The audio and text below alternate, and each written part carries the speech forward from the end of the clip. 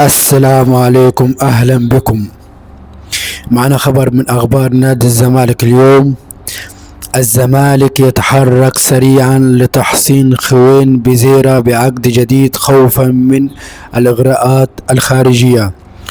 بدأ مسؤولي نادي الزمالك التحرك مبكرا من أجل تمديد عقد البرازيلي خوان بيزيرا لاعب الفريق الأول لكرة القدم، رغم أن عقده الحالي ما زال ممتدا لمدة موسمين مقبلين بعد مرور موسم واحد فقط من تعاقده مع القلعة البيضاء.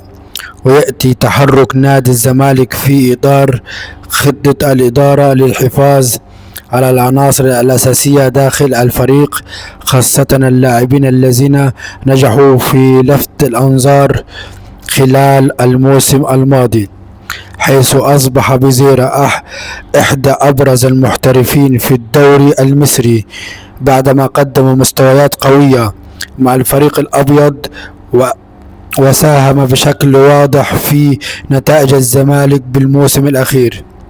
خوان بيزيرا إحدى الأعمدة الأساسية لنادي الزمالك، وترى إدارة الزمالك إن خوان بيزيرا يمثل إحدى الأعمدة الرئيسية التي يمكن البناء عليها خلال السنوات المقبلة في ظل خطة النادي لتكوين فريق قوي قادر على المنافسة على جميع البطولات المحلية والقارية بشكل مستمر. ويحز بزيرا القناعة كاملة من جانب جوان إدوارد المدير الرياضي للنادي إلى جانب مسؤولي ملف الكرة الذين يرون أن تمديد عقد اللاعب خطوة مهمة لتأمين استمرار وغلق الباب أمام أي إغراءات أو عروض خارجية محتملة قد تصل إليها خلال الفترة المقبلة، خصوصا بعد تألقه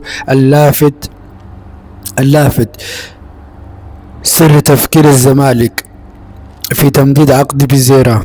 ورغم أن الخطوة تبدو مبكرة، إلا أن الزمالك يسعى لتعديل وتمديد عقد اللاعب بعقد مالي أكبر، بما يضمن استقراره الفني والمعنوي ويحافظ على تركيزه مع الفريق خلال الموسم القادم.